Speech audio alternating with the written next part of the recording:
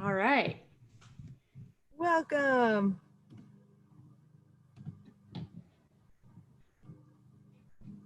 Welcome everybody. I can't see the participants list, but welcome to Fall Garden Conversations. We're going to give folks a few minutes to trickle in.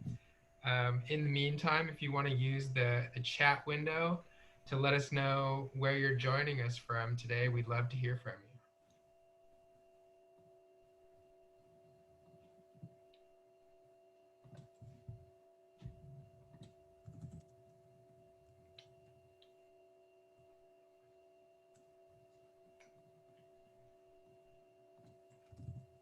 Maybe if one of y'all who can see the chat window now, let us know where folks are coming from. Oh yeah, that is something that has happened before where somehow the chat gets disabled, but should be working now. Huh. I'm not seeing anything. I'm not seeing anything in the chat. Other than us. Other than us. It says attendees can chat with all panelists and attendees. There we go. Thank you, Patty from Santa Rosa. Folks who have just joined, we're going to get started in a couple minutes here, give everyone just a little extra time to trickle in. If you feel called to enter into the chat, let us know where you're joining us from today. We'd love to hear from you.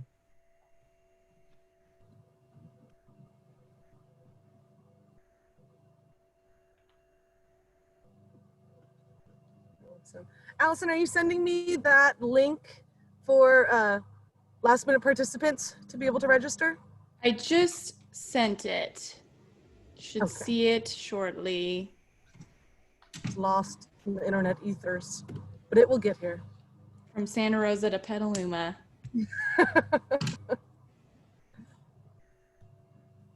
Oh, hey, Jeannie. It's me, Liz. Got a good local Nice, just crowd got that. so far. Love to see it. All right, we'll get started in just a minute, everybody.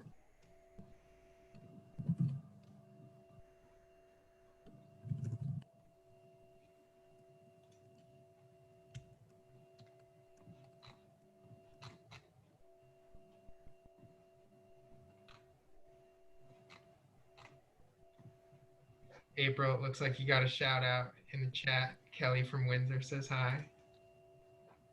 Nice. I'm glad you're all here. Exciting. Oh.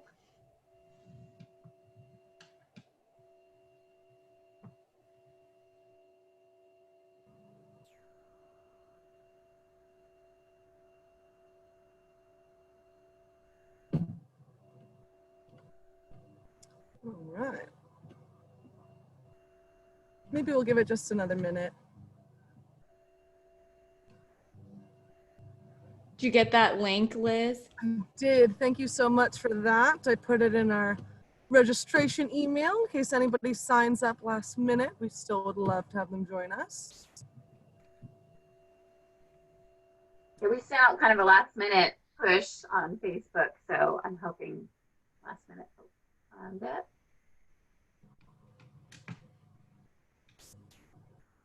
Yeah, and we'll be recording this, which makes it all the more accessible. Yeah.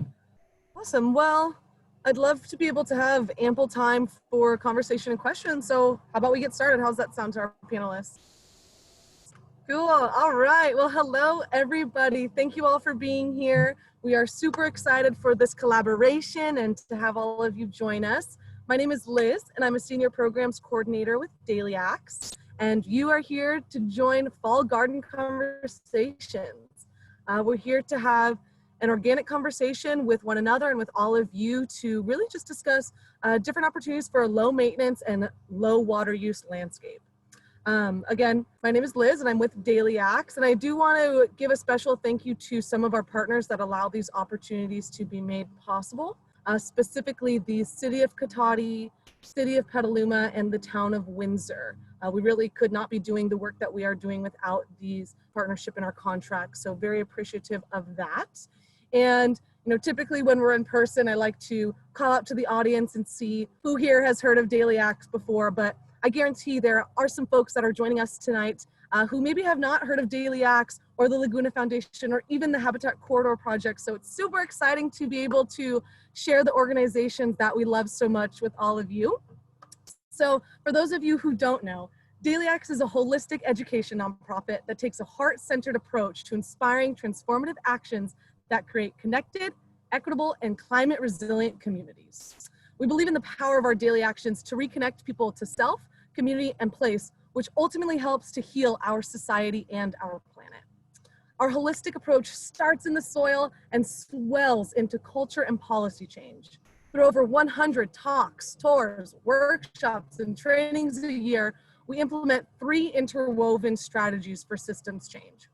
First, we spread solutions and models that offer the skills, tools, and resources to allow folks to grow food, medicine, habitat, and community, all while conserving resources. Next, we strengthen community leadership by connecting leaders who understand the interrelations of social, economic, and environmental justice issues through networks and alliances. Lastly, we work to build public and political will by mobilizing our community's power for environmental and climate justice policies. As you can tell, our impacts are far and wide, and we are so fortunate to be able to have all of these relationships and collaborations with those that are joining us today. So I think without any further ado, I would love to introduce myself and our panelists just a little bit more. So again, thank you all for being here. Huge thank you to our panelists and for those of you that are joining us or watching this webinar after the fact. My name is Liz and I'm a Senior Programs Coordinator with Dahliax.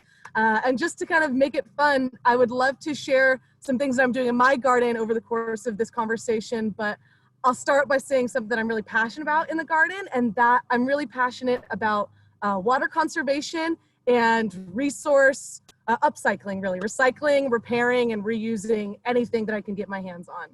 I think from there, I'll pass it over to Connor. Thanks, Liz. Hey, everybody. So excited to have you all here this afternoon. My name's Connor Devane. I'm also a programs coordinator with Dahliax.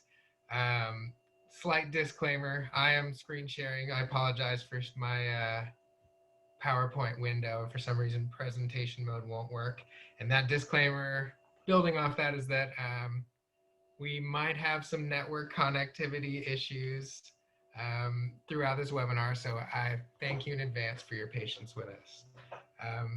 One thing I'm really excited about in my own garden this fall is I can look out my window right now and see the persimmons slowly starting to ripen on my tree, and I'm really excited to watch the foliage change and to harvest that delicious fruit. And with that, I will pass it over to April. Hi, everybody. It's so nice to see some friendly themes on the list. And I'm the executive director of the Habitat Corridor Project. And I really enjoyed our garden talk happy hour last year before our spring plant sale. And I'm just so grateful to be a part of this collaboration. We, at the Habitat Corridor Project, we are a very small organization that builds off of our relationships with other organizations, so Dahliax and Laguna Foundation. I'm also the horticulture chair for the local chapter of the California Native Plant Society. And so I come here bringing my knowledge of native plants, my passion for native plants, and we'll talk about that more later as questions come up, but I'm super excited to be here. In my garden in Sebastopol, I still look out my window and usually I can see Mount St. Helena, and it's still not there, but I'm just really like thinking resiliency and doing a lot of cleanup here and in our demonstration gardens, and so I'm here to like talk about maintenance as well. And right now it's really about October is maintenance month, so that's really what I'm up to in my garden. And I'll pass it over to Allison. Thanks, April. Thank you all. It's so great to be here with you all again for our second round of garden conversations. I also had a lot of fun with this event back in May, which feels like a lifetime ago, when we were all first getting used to Zoom. So We are here again to share in this conversation with you all leading up to the CNPS plant sale that is happening this weekend. So I'm Allison Titus. I am the Community Education Manager at the Laguna Foundation and a volunteer with CNPS Milo Baker on the communications team. I will introduce the Laguna Foundation and then also give you some housekeeping notes to get us started here today and share what I'm excited about in my garden too. So the Laguna Foundation, similar to Daily Acts, is a nonprofit organization, and we are based in Santa Rosa. We work to restore, conserve, and inspire public appreciation for the Laguna de Santa Rosa wetlands. And there are a lot of ways to describe the Laguna and our work. The Laguna is a wetland and a 22-mile-long channel, as well as an entire watershed. And that really kind of is the context that I will be applying to what I'll be sharing in this garden conversation today. If you live in Cotati, Rohnert Park, Santa Rosa, or Windsor, you live within the Laguna Watershed. And the Laguna faces important issues that drive our restoration, conservation, and education work today. In more modern history, it's gone from being described as devoid of life in the 1970s to now it is designated as a wetland of international importance. That happened in 2011. And that's because of the incredible biodiversity found here, especially the birds migrating along the Pacific Flyway and for rare species found in vernal pools. But even with that designation, there's a lot of work still to be done, and that is what we do. That's what we're hoping to address. The Laguna today has poor water quality, high amounts of introduced species that threaten the very biodiversity that make it special. And many people don't know why the Laguna is so important or even where it is, even though it sustains over 250,000 people in Sonoma County, in addition to the plants and animals we love. And one of the ways to support that biodiversity is through gardening. We have our very own native plant garden at the Laguna Environmental Center. I think some of you are probably familiar with that place. It's largely tended by volunteers. Most of our 4-acre landscape was restored and planted out in 2013 and 2014. And now it serves as a haven for wildlife, pollinators, and humans alike. Prior to COVID, we had community education programs based in the garden year-round, and we still have really small groups of dedicated garden volunteers that steward our landscape most first Fridays of the month, which you can get involved with at this time. And we work closely with CNPS Milo Baker. We have a shared nursery on our site, and it is a wonderful partnership. I can speak to that and how other ways to get involved with the native plant gardening at the Laguna Foundation, as well as other questions pertaining to our watershed and how restoration overlaps with the landscaping in your yard. And in my garden, I am an amateur gardener, and I'm really excited because I planted marigolds in August, and they are just starting to bloom, and they will be, I think, fully bloomed by the time Dia de los Muertos rolls around, which was my goal, and I feel like it's a miracle, a 2020 miracle. So I'm really excited about that. And I planted them from seed. Maybe that's not, I feel like that's a big accomplishment, but I'm not totally sure. Anyway, so the last thing I want to go over before we get started, and we have some questions that were submitted to us prior to this webinar that we will address, and we would love to open it up to your questions in the chat. But you may be wondering, how do I ask my questions? How do I interact with all of you over this Zoom format? Some of you are probably Zoom pros at this point, but just in case, here is some Zoom etiquette to help guide your experience. We would, if you haven't said hi in the chat yet, we'd love to hear from you. You can find the chat by hovering your cursor over the black part of your Zoom screen, and then the option to chat should pop up. There's also the Q&A option. Liz is going to be watching the Q&A where you can submit questions and make sure, and that's an easy way for us to track which questions have been answered. So you can ask questions there, or you can ask questions and add your comments to the chat box. And then one little note about the chat box, there's a little part that says type message here where you type, but right above that, there's a little gray drop-down menu, and you can select who you want to chat with. It says all panelists or all panelists and attendees. And so if you want everyone to see your message, select all panelists and attendees.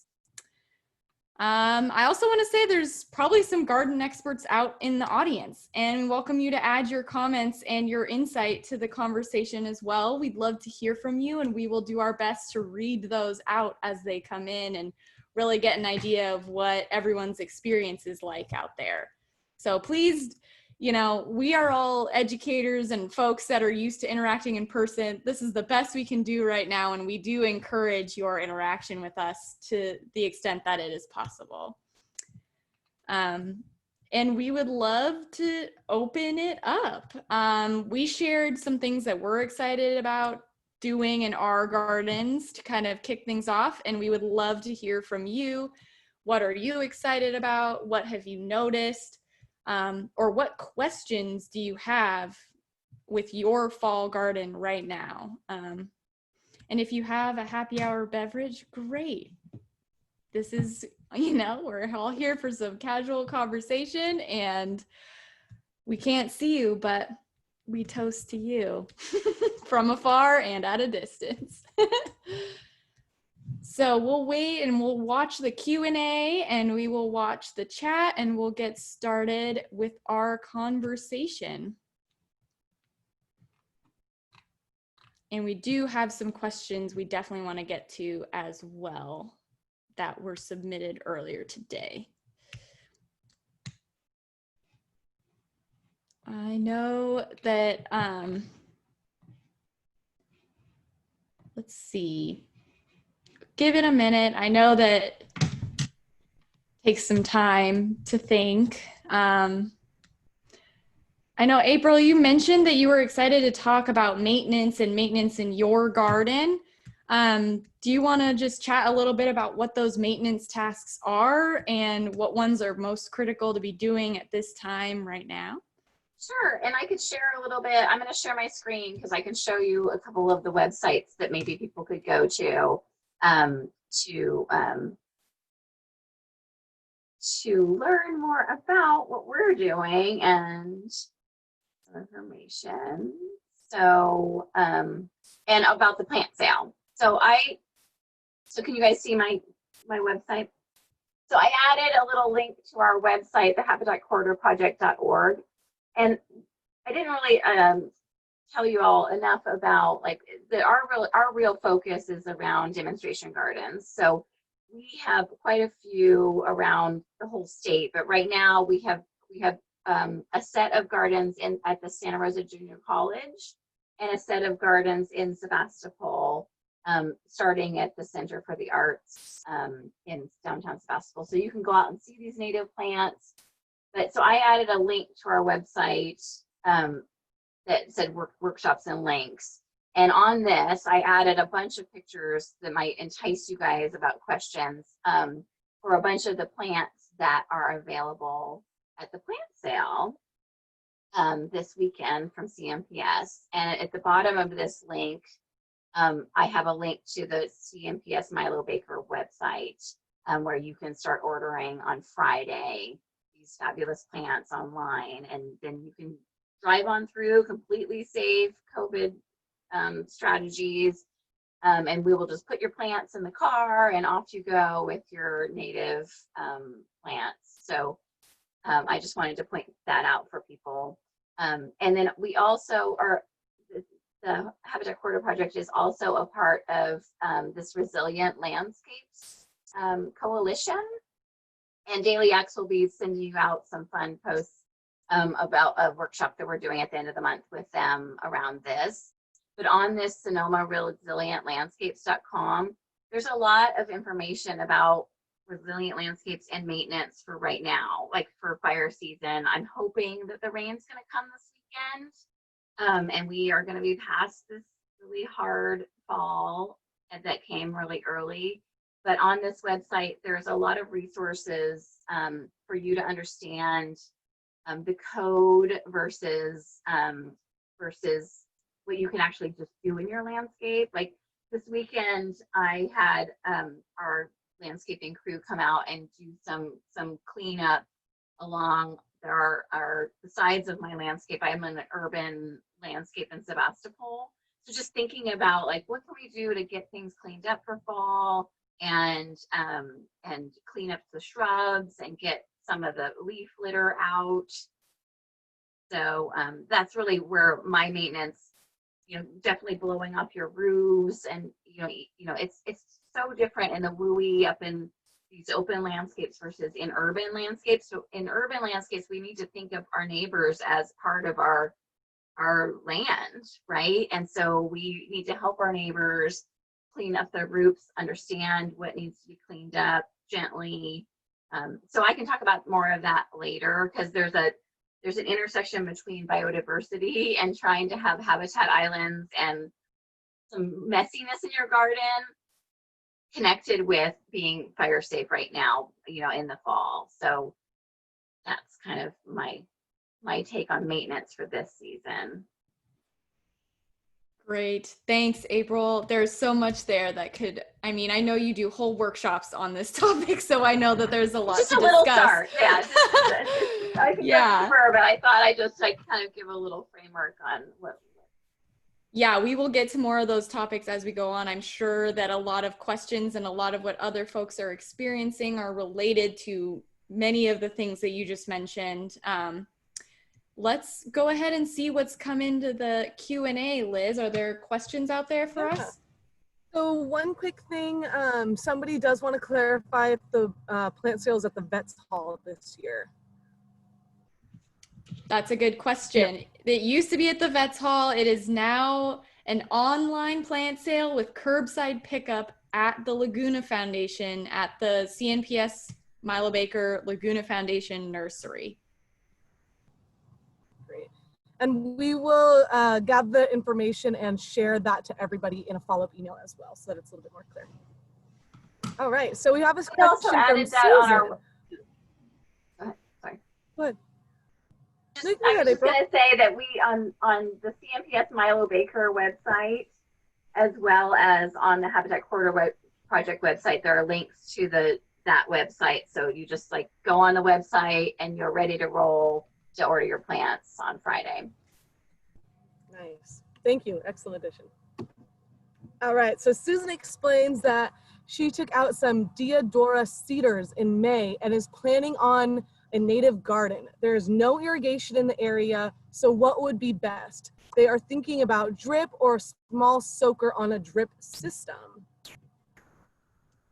Yeah, so is anybody, sometimes I almost think that there are conflicting opinions on this actually, so it might be good to hear everybody's opinion. I'm happy to kick it off. I think traditionally, Deliax does typically rely on drip irrigation systems. We used to do point source, which means you have like a poly line and you put emitter straight into the line and place that near your plant. Sometimes we do spaghetti. Sometimes we do all inline emitters or inline tubing, which means the emitter is just inline in the tube.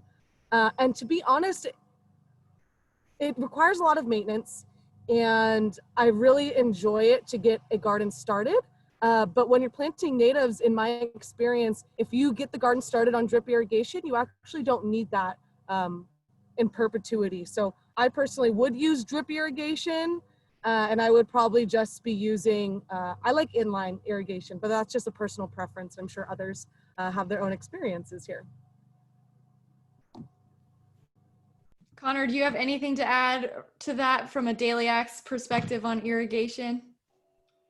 From a Deliax perspective, I would definitely echo and sing the praises of inline tubing. If the layout of your garden works, that you can have. So the drawback of inline is because the emitters are already in the tube, you can't choose where to place them. So if you're working with an area where you can plant things in spacing that aligns with those emitters, it's really wonderful. In my garden, I moved here just last year, and the place I'm renting already had an irrigation system and a garden in place. Inline would not work for me. I have a lot of spaghetti tubing, which I'm not a big fan of. If you can avoid spaghetti tubing, I would. The other consideration I have is actually something that I learned from an email from April about natives liking some overhead watering during the summer. So I think that's probably a good point to pass it over there. I'm so glad you're reading my emails. That's very exciting. Yeah, irrigation. I just had a long talk with Thomas Boyd from the city of Santa Rosa, and we have worked together for years. He was one of my first clients when I used to install gardens, which I don't do anymore. And it's a tough topic, but if you and we talked about like for some of our rebuilds right now, we're using MP rotator low water use pop-up heads, which is a big investment in your landscape if you know, unless you're maybe retrofitting a pop-up system in a lawn that you've inherited, like Connor, when you were saying that you inherited the strip system, right? And even at the gardens at the Santa Rosa JC, we are using a grid system, which has its pluses and minuses. I totally agree. And even with that, at that garden, we are just giving a little extra water during the summer. Like when we do our monthly workshop, cleanup work day, we go around and kind of water things down to freshen them up. So it's definitely an ongoing dialogue around what natives want, which ones want water. Obviously under oaks, you know, you don't want to water more than once a month in the summer. So it's a complex system that we're working with. I actually try to get clients and people that we work with, because I also own a landscape design company, to actually go out and water some, because then you're like, drip irrigation is not a no maintenance system. You need to see what's going on. Either it's plugged up, you know, or the heads are plugged up, or they popped off and you have like these crazy spots in your garden. So, you know, the maintenance of your garden and getting out in there, I just love to see people go out and water a little bit just to see what's happening in their system. So you just can't just walk away from that. And it depends, like the spaghetti lines in the veggie garden versus, I'd love to hear Liz and Connor talk about, like, so we use like the little spaghettis in our raised beds for clients, but then in landscapes we use the 1/2-inch tubing with the emitters, like 12 inches apart, and we're seeing that like they're running for so long and it's still not soaking that mycorrhizae soil system. So I'd love to hear your guys' perspective on, like, how do you soak the whole soil? Yeah, I think that brings up a really good point of those inline emitters, because it is soaking and saturating a larger area than maybe exactly where you're planting. So a combination of maybe you're applying mulch, or you have swales nearby, something that is actually going to retain that water and keep it on site. Because just like April is saying, irrigation is not no maintenance. And I know in our last webinar for Garden Conversations, we did get on the topic of how hand watering, you build this really nice relationship with your garden, and you're able to really take a look at all of your plants in a more intimate fashion than you might do so with drip irrigation. It's definitely not to say that I don't suggest irrigation. I think it's great and it's excellent maybe in a smaller space. Just for me, in a smaller space, it's easier to maintain. But the common permaculture answer of it depends really applies to this question, in my opinion, of it depends how much effort you want to put into it. It depends if you are coming into a site that already has something existing, or maybe you just have a hose spigot and you have to build off of that. So there are so many different variables, and that's a little bit of an ambiguous answer for you. But hopefully it's helpful and it's some food for thought to consider how you really want to engage with your site. Drip is a great option to get plants established, but don't let it think that you can just leave it. There are some some maintenance tips. And at least for me, I typically stick with having a main line with spaghetti and with an emitter. Thanks, Liz. Thanks, everybody. Liz, you slowed down there just a little bit for a minute and then sped back up. I could understand. I think we're having some internet just... Anyway. 2020 for you. Yes, just bear with us. If anything happens, you know, just be patient. We'll be back. No worries. Certainly. And I will say that at least for daily acts, you can always reach out to any of us. We have contact information at the end of the slides. We like to answer your questions too. So I think I'll go ahead and if that's it for the drip, I'll ask another question.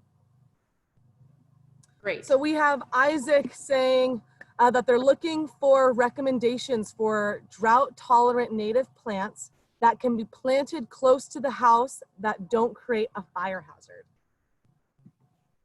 Great question, April. I'm just going to hand that right over to you, and maybe you can talk also about specific plants that are for sale that would fall under this category, as well as just your general recommendations. Absolutely, absolutely. I'm going to get my little plant list out from the plant list. But so 0 to 5 from your house, if you want to consider fire resiliency, the hard line recommendation is nothing. So it's gravel, mulches. We come up with all kinds of fun different things. It's succulents. I mean, succulents would work, and we have some succulents for sale at the plant sale, like Dudleya's and sedums. So you could use like rock and that 0 to 5 with like dappled in some succulents. There's also the native straw. I was just reading, I'll share on our links list on the website. I listed some great books that you can kind of turn to for this stuff. But they talked about strawberry, the wild strawberry, which I thought was a great idea. We use a lot of native Nomo grasses, like California fescue in that space. So some people obviously aren't going to want like rock around their whole 5-foot area around their house. But then the 5 to 30 is really where you have the opportunity to have a lot of biodiversity around your home. And so if you could stick to plants that are like 3 feet or less in that space with some spacing between these islands, that's when you can bring in plants like California fescue, some of the lower ground covers like Ceanothus Carmel creeper. I'm going to share for one more second. I'm going to share my screen so you guys can see. Share. So Allison went out to our nursery at CNPS and Laguna Foundation nursery, and she took a bunch of great pictures. And so I thought this would be a nice time to talk about different plants that will fit into that low water use, 5 to 30 foot space. Monkey flower, not this one. The coastal aster is a wonderful choice for that space. So really the key is maintenance. So it depends, and where your home is. So a lot of these plants are coastal, and I don't know, a lot of our participants are in the West County, but if you're like in Santa Rosa to like more southern areas, you want to think about some of these coastal plants are going to need a little more water. So Salvia spethacea is one of my favorite plants in like a swale. So there's a lot of plants that you can use in that space. And really the key is a little more water around your home in that 30 to 0 spot, and making sure that you really clean up, like back to maintenance. It's all about maintenance for fire resiliency. So that answers the question. Yeah, there's a lot of natives, some of them require more maintenance than others. And I think, April, you mentioned the ones that are relatively low maintenance and therefore easier to manage for fire resilience as well. so the plants at those at that intersection are really the ones that you want for those zones around your home. Absolutely. And you'll be able to interact a little bit, or just at least say hi to some of the CNPS volunteers there, and they'll be able to tell you favorites of theirs too, if you pick up your plants. The website link is amazing. So each plant, when you get on to the website to start buying your plants, each plant has the plant name and a picture of it and the maintenance that you need to do with that. Sounds good. Great. That's a great question. We can talk more about that and more about maybe combinations and stuff later on, but let's see. Are there any other questions out there, Liz? Yeah, in the same vein, Peggy is asking about natives that we might recommend for fire safety, and rest assured, Peggy does plan on keeping them maintained. Sounds good. Do you April, do you want to take that one I mean, to start? I would just want to say, and I'm sure Deliax has more to say about this because you guys you're diving in too, but on that Sonoma Resilient Landscapes.com, that's another coalition that we're working with different groups, and we're excited to we want to actually start getting Deliax involved in that group. But there are some plant lists on there. There's no plant list that is fire resistant. Like, we have really stepped away from that idea of plant lists. But there are some combinations on that website, and yeah, it's just every plant will burn. And so we're excited to see people not seeing native plants as a hindrance in their landscape, that it's just building out your garden.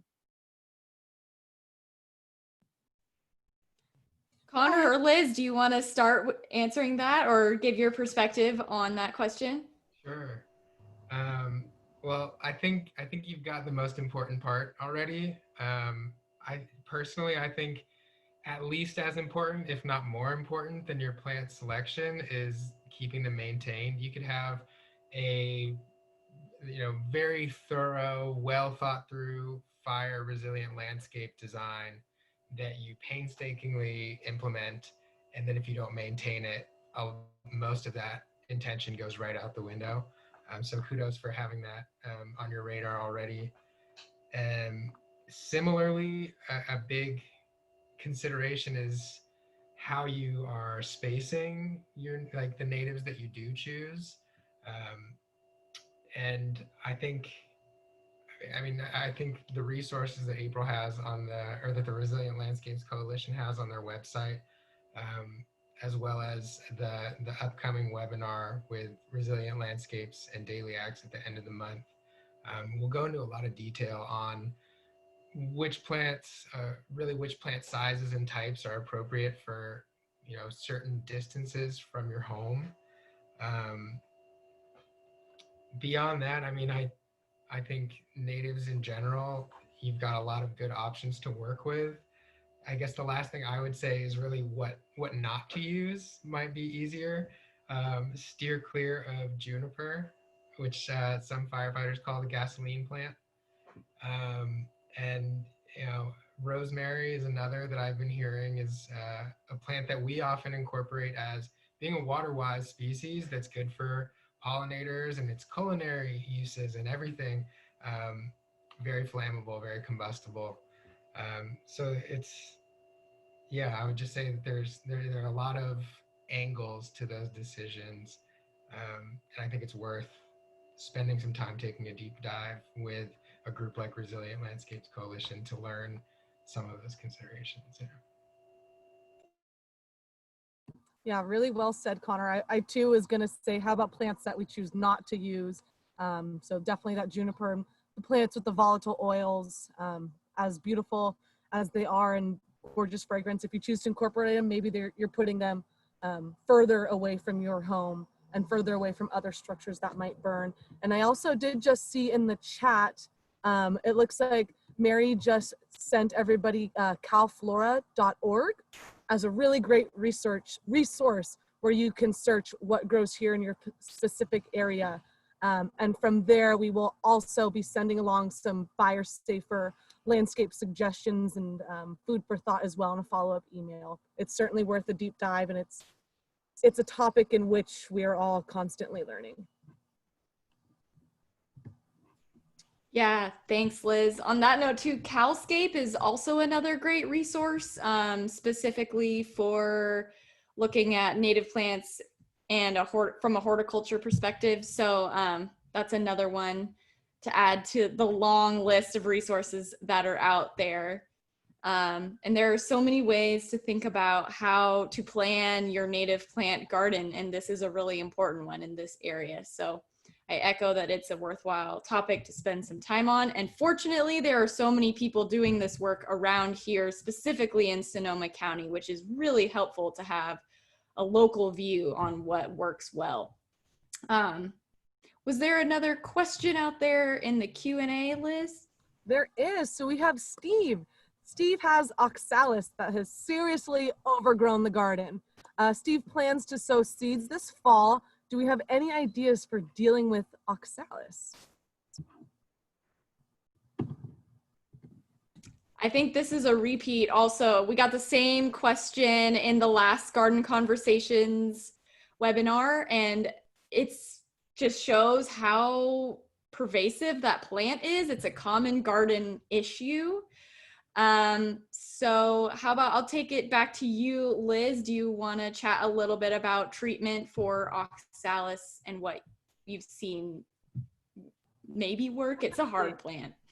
Yeah, hard plant. I'm not going to compare it with Bermuda grass other than admiring its ability to thrive and be resilient regardless of what you do to try and eradicate it. But some practices that Dahliax typically applies for landscapes is we do a process called sheet mulching. I'm sure there are a number of people on this panel that have heard of that process. It essentially means you're laying down compost, cardboard, and mulch in an effort to decompose your lawn or your weed area in place. So the compost and the cardboard will decompose over time, building up that soil health. The mulch will help to retain moisture on site, but really the ticket is that cardboard layer. That cardboard layer will help to suffocate out any weeds that you have on that site. So you can go really thick on that cardboard and you can go really thick on that mulch in an effort to try and keep the weeds from growing back. If you still see that they are thriving in your area and they're just growing right through the cardboard, another thing that we do suggest is a process called solarization. So solarization is where you have about 6 millimeter UV grade or UV treated plastic, and you actually put that all over your infested area. Essentially what that is going to do is burn the weeds. They don't have access to oxygen. They don't have access to, ideally they also don't have access to light. You could use a darker plastic, or you could even put, I've seen people put carpet over the plastic. But the idea is to suffocate those weeds out. In addition to the solarization, actually I'll back up. So when you are solarizing, you're going to want to do that in the hottest months, again, because you want to burn those weeds. You do not want them to come back. But then maybe you're thinking, maybe this plant grows rhizominously. So it's got weed seeds in the soil. So in combination with solarizing, we actually also suggest that people scrape their site afterwards. So it can be a lengthy and resource-intensive process because you need the plastic, you need some sort of weight to keep that plastic down, and then you might need a little bit of manual labor to scrape the soil out of there. So when you scrape after the solarizing, essentially you want to get like 3 to 6 inches of that soil out of there. You want to get your weed seeds out as an effort to ensure that they do not come back when you water or when you plant. So after you do solarize, I would recommend that you sheet mulch. Depending on how hardy those weeds were, maybe you want to put compost down, but maybe you just want to go straight to a thick cardboard layer and a mulch layer. Perhaps you still have good soil after the solarization, so it would be fine. Or maybe you just want to do compost in the areas where you know you're going to plant. So you would do like some spot composting. But those are the techniques that are pretty much tied and true to Dahliax, and they work really well for my personal use. I would also go so far as to say is you can get a lot of these resources for relatively inexpensive. Your average cardboard box you can use as a sheet mulch. There are a number of local companies that can provide mulch. You can also look into different tree trimming companies and see what they're chipping if you have a larger space and can accommodate up to 20 yards of chips. If you were to take that route, I would certainly look into what they're chipping and see if that will work well with your site or not, given your soil type. So we could talk a lot about different ways to get these resources, but solarization and sheet mulching is what I would love to hit home as far as taking care of those weeds.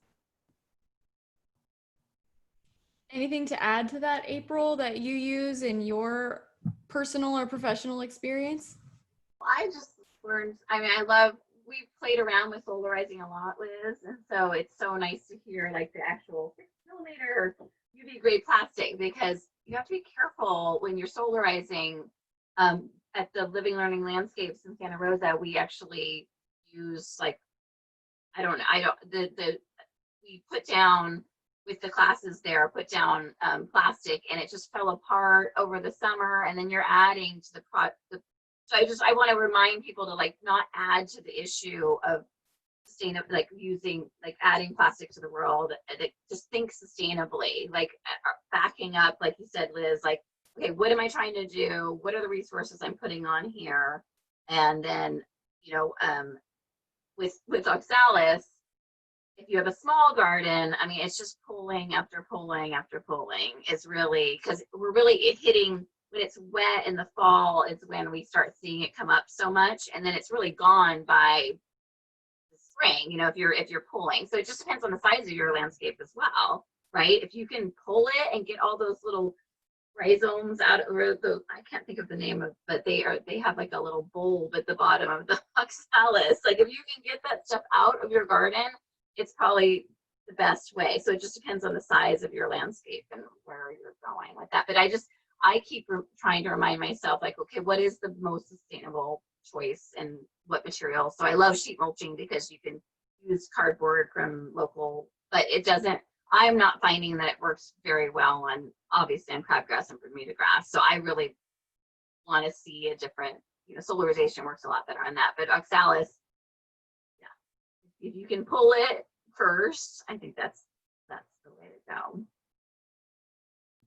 It's never the answer that anyone wants to hear, but it's often the answer. I know. Yeah, it's just tried and true. It takes a lot of time. These projects that we all undertake at our various organizations, they're multi-year efforts to get rid of some of these weeds. And that is why, especially when you are doing it with sustainability as a priority. So, and I think a lot of folks attending this webinar probably have that as a goal as well. So thanks for mentioning that. I wanted to be sure that we got to some of these questions that were submitted ahead of time. Those folks that took the time to type those questions and send them, thank you. It's great. We got a couple of them. The first one is, I have a question regarding my rose bushes that were damaged in the 2017 Sonoma County fires. Sorry. Several have come back and are flowering normally, but a couple are only sending out sucker-like branches. This person asked, should I cut off the burned portion of the bush?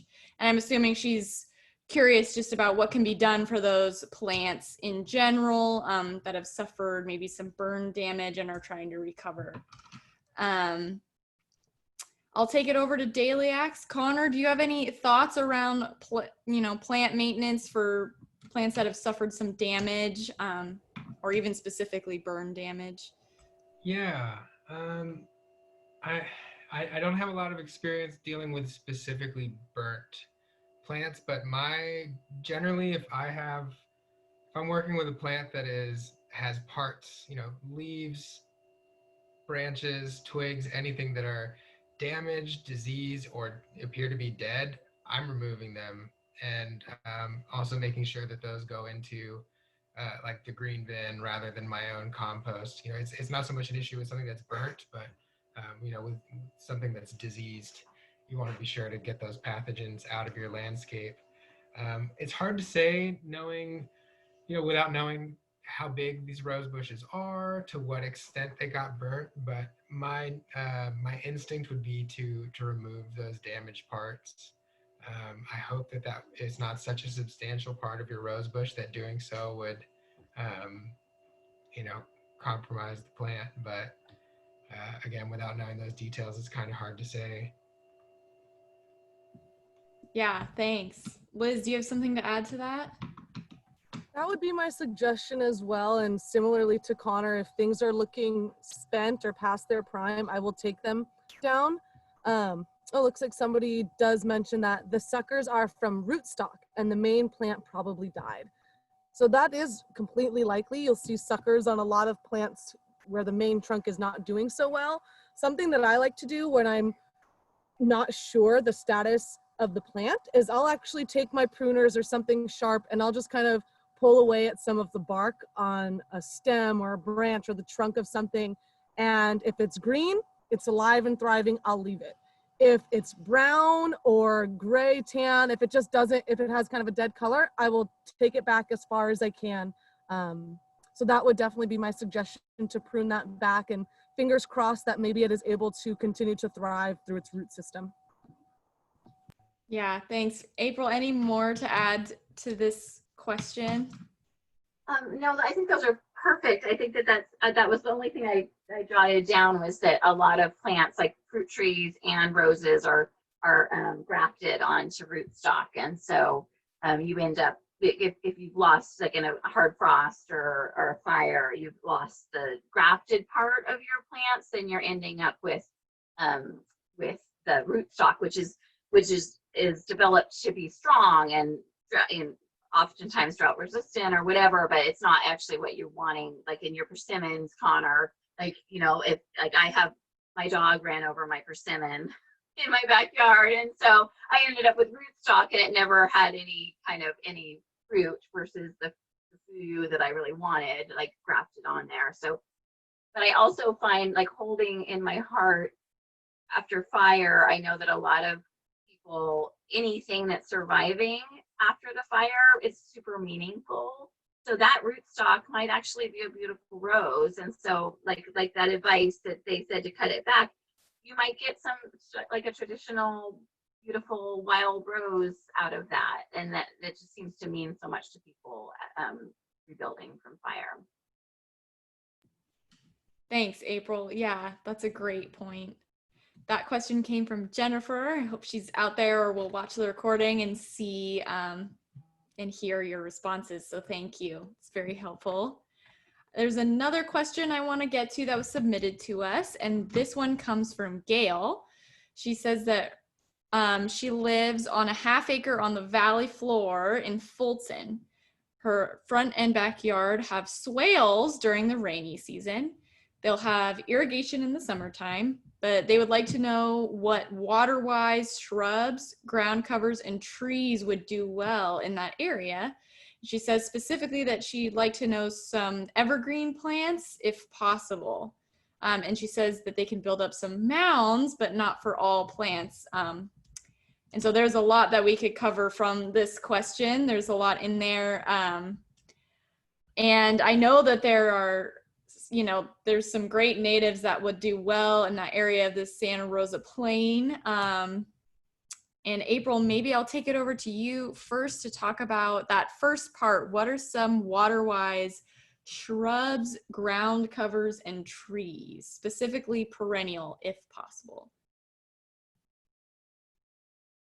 I was thinking about that when we got that question earlier, and I know Daily Axe is really involved in this whole swale area completely as well. But so what happens with the swale is that we have water in the winter and it dries out, and even though you're giving it irrigation in the summertime, you really want plants that can be super resilient around water use. And so what jumped out at me first was Juncus Payton's. That is a kind of a grassy, reed-looking, lovely plant that we often plant at the bottom of a swale. And then, like we talked about earlier, there's Salvia. The hummingbird sage is another plant that can really take a lot of water and then dry out pretty well. It's going to need to be cut back and even here in the West County, it's going to dry out and need to be cut back to the ground. Those are both plants that are part of the plant sale. I'm a coffee berry freak, and so for Angula Californica, or Ramnus is the old name for it. Like, I find that shrub is an evergreen shrub that just is super drought tolerant, an amazing habitat plant, and beautiful, and just super adapted to really anywhere in Sonoma County. I use the Mount San Bruno selection. It's a tidier, kind of lower growing, round form that like, it is just covered. I mean, in my garden even now, it's like still covered in pollinators. Like, I'm amazed at how well it adapts to any kind of environment. So those are a few, like 3 plants that I would suggest in a swale environment. How about you all?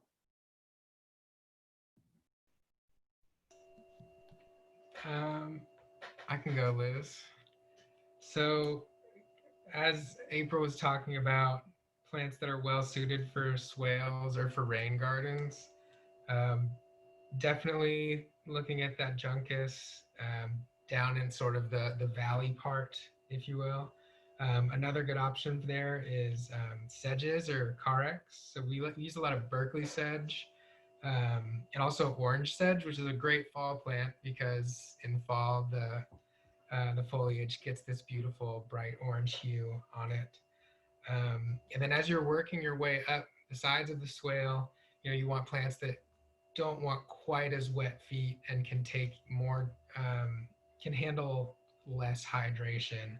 And some plants that we'll use up on the mid and higher parts of the swale are things like sticky monkey flower or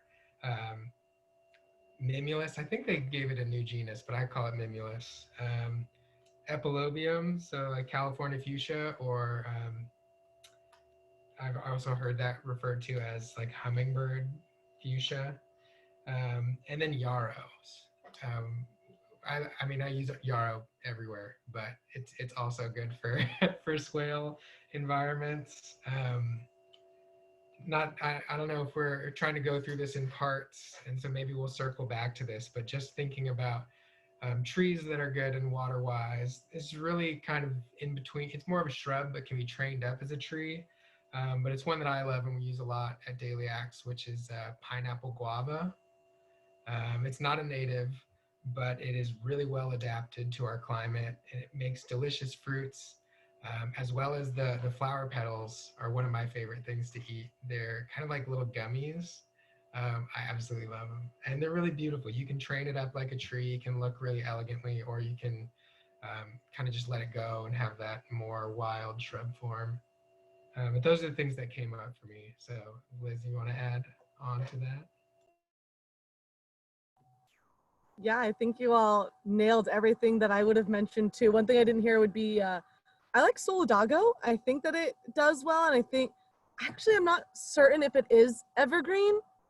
Maybe it's semi-evergreen. But I think we do have some resources that we can send along as well. Definitely the classic swale rain garden plants would be the juncus, that carex. But it's very fun to get creative for what you can plant in a swale to help filter and slow that water down so it gets absorbed into your swale and rain garden, and then to bring that pop of color up on those berms. So I think everybody else really did a great job highlighting some plants that I would want to include too. I had one more that I forgot. Like, when you're talking about the upper edges, like the redbud is a really fun plant to use, like a small shrubby tree that is beautiful in the winter and could be fun in a swale garden as well. We have a swale type area at our native plant garden at the Laguna Environmental Center. When we have more time to be open to the public, I would encourage checking it out. Our native plant garden was planted out with some of the plants that are in this plant sale. They're grown in our nursery, and it provides inspiration for those types of areas and how you can landscape your space as well. And that inspiration is really driven from what we see in that specific area. You know, out in the Santa Rosa Plain, we're really bringing the techniques that nature has evolved over years and years into our own landscapes, and using things like juncus and carex in areas that are essentially small little seasonal wetlands that we have in our yards. So you can get out and see those plants in the wild too, out along the Santa Rosa Plain, and start to recognize kind of, it's fun to have them in your yard and get to know them more personally, but then also be able to recognize them out around Sonoma County and the habitats, the various habitats you'll see them in. So that is a great question. And there are, April, do you want to talk a little bit about building up mounds, and why you would do that or not in your garden? Sure. So building up mounds around swales, or building up mounds in the landscape. So I use mound. I have to say I lean towards mounds a lot. It's kind of a landscape cheat. So you can deal with like Santa Rosa Plain, Petaluma, heavy soils, by bringing in some with natives. Like, we want to be cautious around compost. So a lot of natives, like, really, I'm finding, since I've been leaning on mounds so much in the last 5 years, that you bring in the soil, I try to get as lean as possible, but the plants like go crazy and they're so beautiful like the first 5 years, and then you lose like quite a bit of like the monkey flowers, and some of the ceanothus and the salvias just are like, okay, that was enough. Like, I did a lot with all that nutrient and now I'm just gonna die. So it's really finding that balance with your soil you're bringing in for mounds. So that was one lesson learned that I totally am working with. We use a couple of landscape materials yards, and then we're trying to mix our own mix for natives, because they really like the typical topsoil, like nice like garden mix is great for that fast and furious, like I said, like super blooming garden, but then a lot of plants just don't stay with that. But we do a lot of like mounded swales, I just heard the terminology the other day. It's called a rain swale. So I've been defending this for years with our group at the Living Learning Landscapes at the Santa Rosa JC, because you can create a rain garden, but it's really like a long swale. So you don't have to have all the, if you think of a rain garden as like rocks and, juncus and carex and kind of a full fun thing, with a downspout running into it.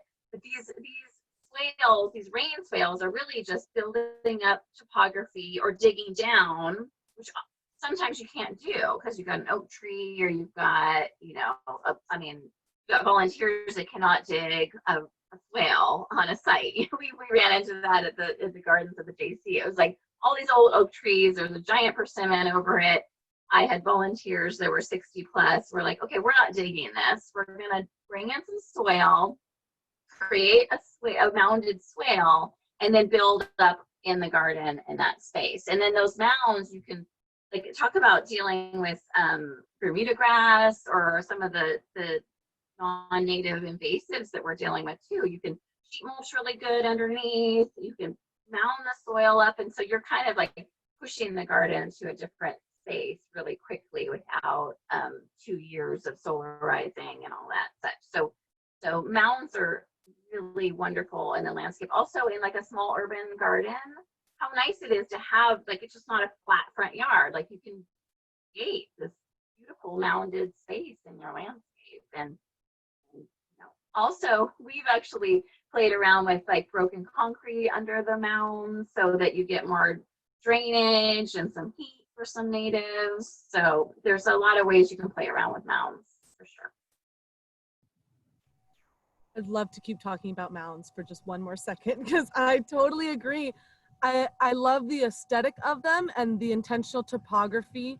And what I have learned and applied in my own site this year is actually a method called hugelkultur.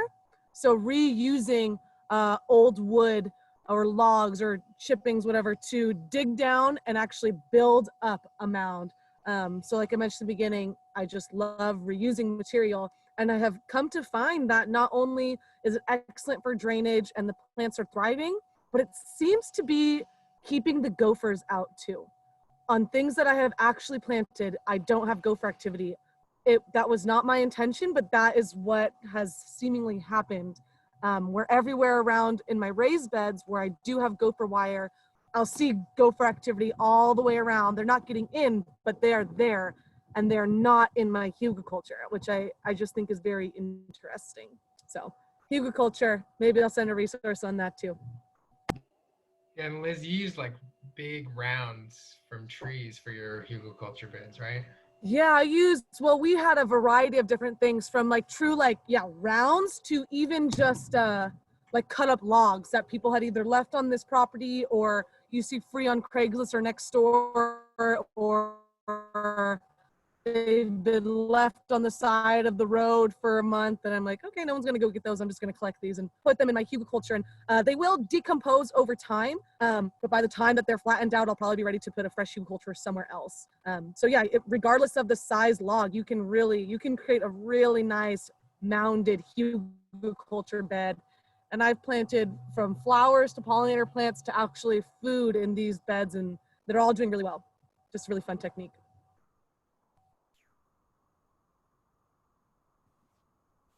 Great, thanks. I love the mound enthusiasm and the point, just from an aesthetic perspective, like the dimension that it adds to your garden. I think that is a really valuable point. And if you have, yeah, if you're really experimenting and playing in your garden, I think that is something that's really fun to think about and a creative approach to take with your garden. And I also just wanted to mention that some of these plants we talked about earlier with addressing this question, the Epilobium, the coffeeberry, you know, you can also take the approach when you're thinking about your garden. You can think about it aesthetically. You can think about what's fire-wise. And you can also think about what makes good habitat. And all these plants we are mentioning are also great habitat. I know April talked about the coffeeberry having pollinators. Epilobium is another great one because it flowers so late. So it's a great refugia for pollinators from, you know, hummingbirds to different bees and butterflies. And that is definitely if you're going to plant natives, which is a joy, it's worth thinking about that too. So you can have these visitors to your garden all year round, and kind of think about the seasonality of these natives as well.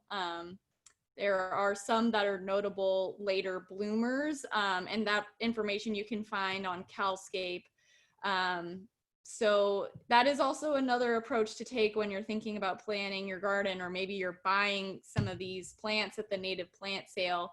If you have a lot of things that bloom at traditional times in the spring, it might be good to go for an epilobium or a coffeeberry or a coyote brush in your garden to provide some refugia and habitat for those pollinators later in the year.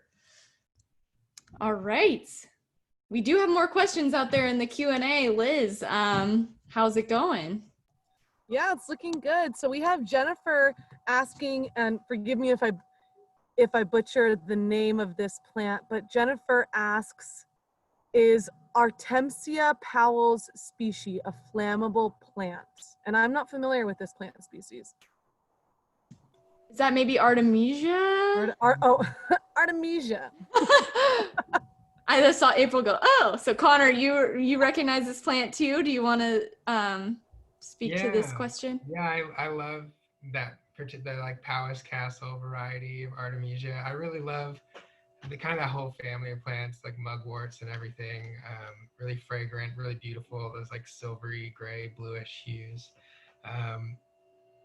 As I'm sure April would say, all plants are flammable. Even, you know, the most like flame resistant succulent will burn under the right conditions. I can't speak much to the degree to which this plant is a particular fire hazard. I don't know, April, you might have some insight there, but it certainly will burn if in the right conditions. Yeah, I mean, we had that in our habitat, our demonstration garden down here in Sebastopol at the Historical Society. And we ended up taking it out because, and I know it just because it's a demonstration garden, we want things to be like, I love natives, I can't wait to get my hands on them.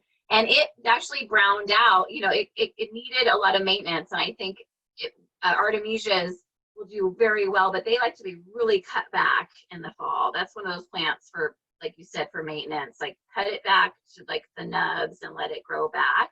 And that's just finding that balance in your landscape where you can do that.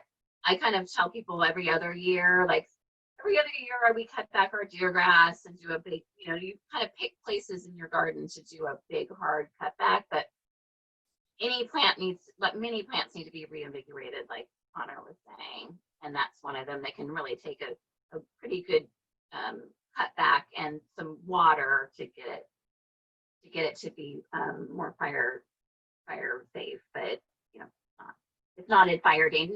No plant is a fire danger. It's just how you maintain it. Other than the dirty dozen, like you guys said, like the junipers, like the non-native stuff, like junipers, rosemary. There's plenty of those. Eucalyptus, like you want those out as fast as you can. Right. So if you really love that plant and you want to do the maintenance and establish that relationship with tending it, that's great. But yeah, it does take some extra care, it sounds like. So thank you all for that. More questions from the Q&A, Liz. Yeah, so someone writes, I have several young fruit trees that got too much heat this summer. Should I plan to shade them next year? The leaves have sunburn on one side of the tree.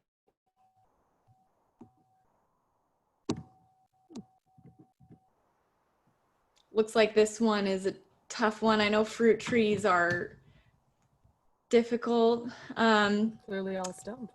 Yeah. I can offer my thoughts. I wouldn't at all characterize myself as an expert on growing fruit trees. And I moved here from Oregon a year ago, so sunburn was not really a concern on my radar for fruit trees that I did have there. I would say it might be worth shading them during like heat waves. You know, you have like extreme heat events. You might want to do some temporary shade, which depending on the age and like hardiness of your tree, you can even just drape over some shade cloth. But I would personally probably just lean towards like during those periods of really high heat, doing deep watering in the early morning to just bolster the plant's resilience to that heat. Because if those leaves are fully hydrated, there's a much smaller chance of them getting sunburnt. The other possibility is it could be like it could be bacterial rather than sunburnt. These things look really similar, so that might be an area worth looking into. It could be a nutrient deficiency. There are a lot of possibilities that kind of show up the same way in trees. April, do you have anything to add to that or any experience much with fruit trees? I know you're largely, largely California natives.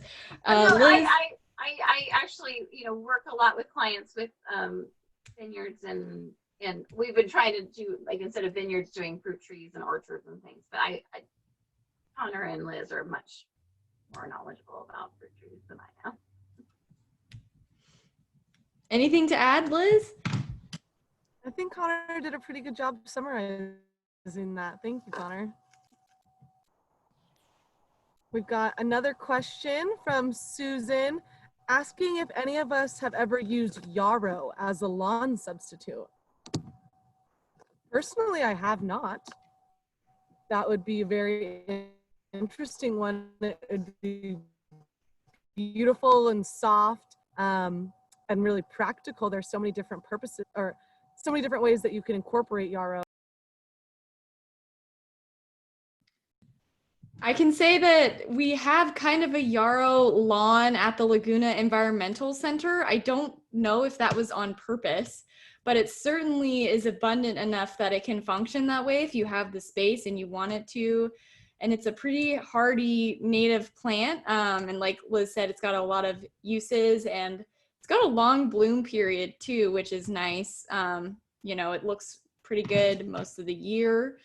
If you ever want to, you know, stop by and check it out, it is pretty amazing. It covers like a, I don't know, I mean, probably like a 20-foot by 20-foot square area at the Laguna Environmental Center, kind of close to that swale area that I was talking about. So in the uplands, in pretty much, I think, full sun.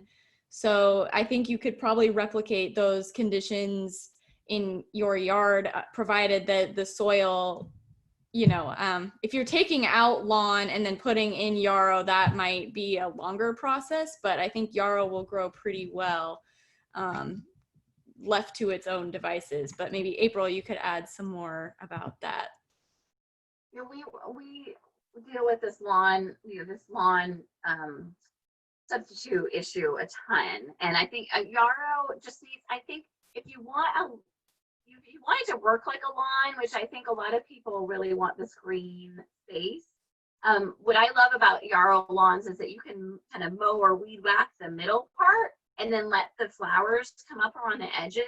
So you get this like meadowy kind of lawn with yarrow. And I find that if you consistently mow it or weed whack it or clean it up, it does provide a great lawn. It just doesn't want like a really, it depends on your location. Every native, like, it depends on where you're at. Like if you're in, you know, like east of Santa Rosa, you're going to need to give it a little more water than if you're in the West County. But I think it's a fun substitute for lawn. And when I worked in Santa Cruz for a long time, we used it a ton. Here, you know, it's a little hotter here, so it just takes a little. So playing with that whole meadow lawn look is fun in the landscape, I think.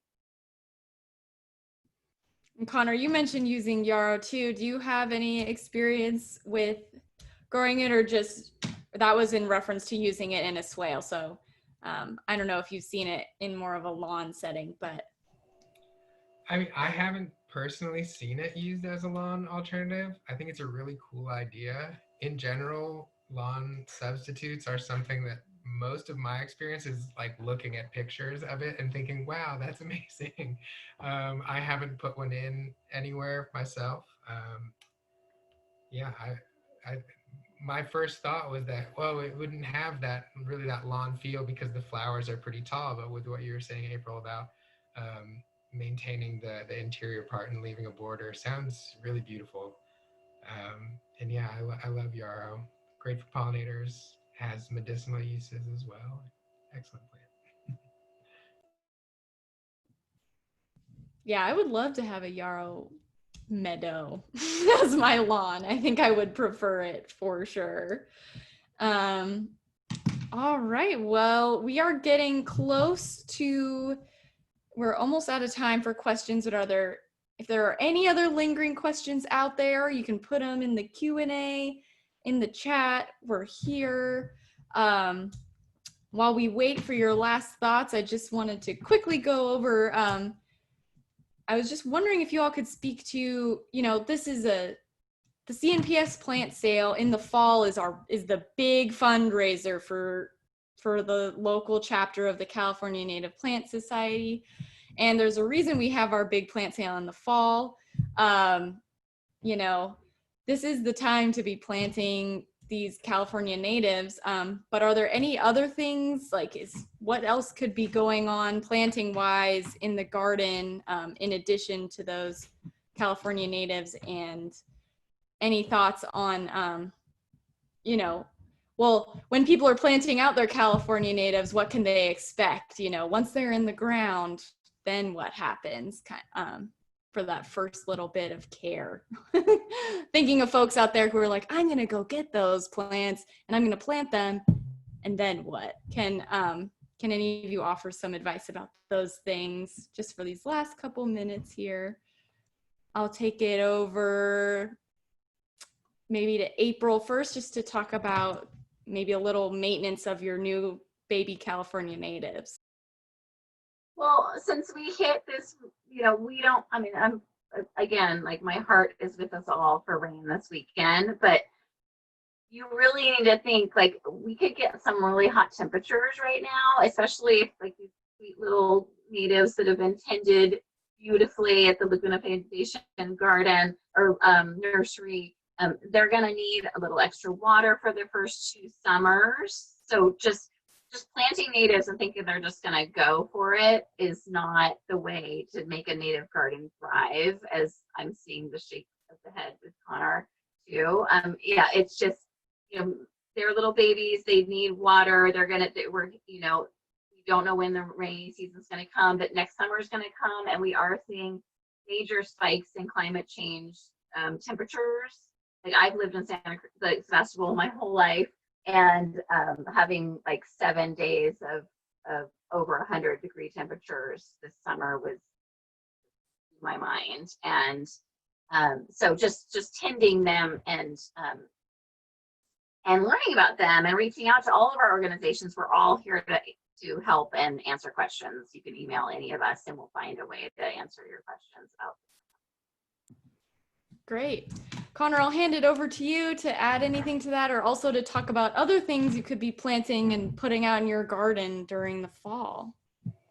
Sure, yeah. So I was nodding so enthusiastically because even as someone who has been told that many times, I had a hot lip sage that is still in a 1-gallon pot get absolutely fried last week when we had all the smoke. I live in Forestville, and so we were pretty smoky even over here. And I let like just a few days go after I brought home this salvia from the nursery that I didn't water it because the air was unhealthy. And I was like, oh, it's a California native. It can take a few days, and it's just absolutely parched.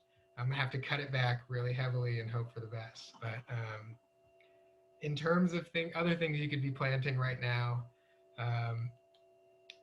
we're getting close to that time of year where planting edible annuals is not. I mean, there's still things that you can be planting, but it's not quite as exciting as other seasons necessarily.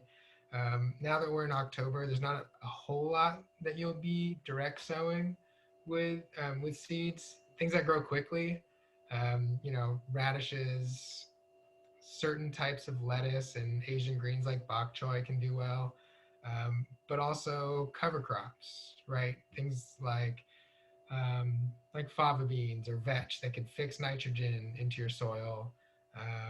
You know, there's a lot we could say about cover crops, right? But things that would either break up compaction or mine nutrients for the plants that you're going to be planting in spring. There are things you can be transplanting still in October, again, like lettuces and brassicas. You can still get in now if you pick up brassica starts from the nursery. So things like kales, broccolis, what else? Onions, even. That's all that's coming to me now. How about you, Liz?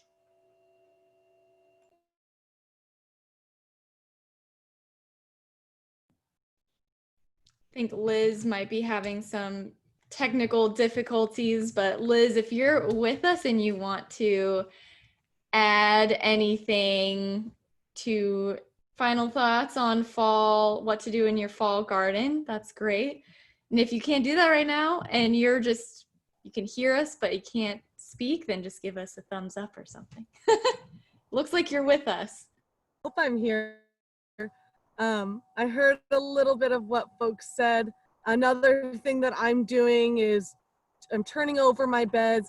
I'm also putting down a fresh layer of straw. I want to keep the moisture in on my raised bed. So that's something that I would suggest in addition to planting some of these natives. Great. Well, thank you all for joining us. We've got just 5 minutes here till the end. We really appreciate you being here and bringing your questions. This is a really fun style for us. So, we have just a couple announcements, and we've been referencing all these resources that we are going to send you in a follow-up email, and you will get that in the next day or two from us. So feel free to, pass those along and utilize those resources. But we also have other events that we want to share with you all that are coming up at our various organizations. But also just really thank you for taking the time to be here to support us and to be out in your gardens. And thank you for asking all these great questions, especially about, planting California natives and supporting the CNPS plant sale as well. I think that last time we talked a lot about how really healthy it felt to be out in the garden during the pandemic. And it continues to be a source of joy and a way to get outside. And one of the most accessible ways for a lot of us, just spending time in the backyard, seeing what critters are out in your garden and connecting to the land in that way. And I know it's been really positive for me and to see, the increase and interest in gardening throughout this time. So continues to be a relevant subject, and it continues to get new folks into it, including myself. I'd never had a garden before this March, so I've found it really inspiring. April, do you have any last thoughts to share before we close it out with Daily Acts? Well, I just love this partnership and this group, and this has been so much fun. It's nice to just riff on each other's knowledge and daily acts. I've learned so much, like you, Allison. This year was the first year I put in vegetables in probably 10 years. I went out and got some good compost and got some tomatoes, and we're still harvesting so much food in the backyard that I don't typically have time to do. So that has been super fun. So I just love the idea of using, like Allison said, enjoying your yard, and I love planting natives because we get to see that other level in our garden with the pollinators and the butterflies that come along and the birds and everybody joining the garden. And so, but adding food into the landscape is such an important piece for us all. So that's been very healing for me during COVID. So it's been nice to be with you guys. All right, I'll turn it over to you, Connor and Liz, to close us out and go over some other events that folks can get involved with if they enjoyed this conversation. And yeah, just want to say thank you to you both as well for being here and for the great work you do over in Petaluma with Daily Acts.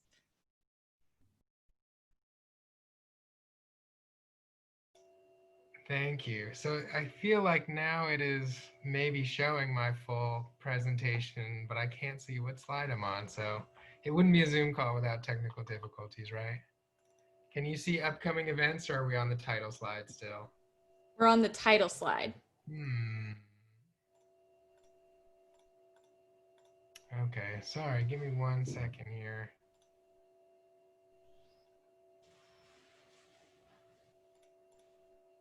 Man, it will not even show me my option to stop screen sharing.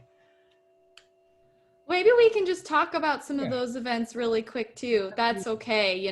We're pushing your ancient computer to its limits, I think. Sure. We have a few Daily Acts events, and then I'll pass it back to Allison for some really exciting Laguna Foundation events as well. So next Friday morning, we have our biggest event of the year, Ripple the World, which some of you in attendance may have been to in the past. It's really just a time for folks to come together and get inspired, connect with your community, learn more about what Daily Acts does as an organization, network with change makers. We're going to have some excellent speakers. We have Senator Mike McGuire, the founders of the Bioneers Conference, and our executive director, Trayton Heckman. We're going to have some live music and some other fun goodies. A few days after that, we have the first panel in our carbon gardening series, which is all about cultivating healthy soil and pulling carbon dioxide out of the air, storing it underground to slow down climate change. On that same theme, we're showing the film Kiss the Ground, Maybe some of you have already seen it. It came out just 2 weeks ago. Really excellent film. We'll be showing that through a Vimeo link. You'll have 4 days where you could watch that. And then at the end of the month, we are teaming up with Resilient Landscapes Coalition for wildfires and our ecology, creating defensible space. So that one will be a webinar. All of these events are free. You can find out more details about them and, more importantly, register for them at this link that maybe Liz, you can drop that in the chat since my screen share is not working. And that's really what we've got on deck at the moment. So Allison, back to you. Thanks. Yeah, so at the Laguna Foundation, we have some virtual programs coming up at the end of the month. The one I definitely wanted to highlight to you all is there's one all about bats, which are also pollinators and can be really beneficial to have, you know, in your home habitat. So that will be October 29th, kind of a Halloween theme. There's also an event called Hoot and Howl, which is family friendly, specifically for kids. It's a crafting and trivia night event, October 24th. And we are launching a new program for high school age youth called Laguna Acts. And that stands for Action Through Conservation, Training, and Stewardship. And those are going to be very small stewardship days out along the Laguna Trail, doing some maintenance of vernal pools. We'll be raking thatch and, you know, restoring habitat for the endangered Sebastopol meadowfoam flower. That's for really small groups and space is limited. So if you know a teen who you'd like to sign up, it's open to all high school age youth. So you can sign up on the community education page at lagunafoundation.org. And we would love to see you, either see your teen in person or see your name again, you know, on the webinar list at any of these events. Thank you for joining us today. We really appreciate the attention and hope that you'll be back for another round in the future. All right. Thanks, everybody. Thanks, everyone. Thanks, everybody. Bye, everyone.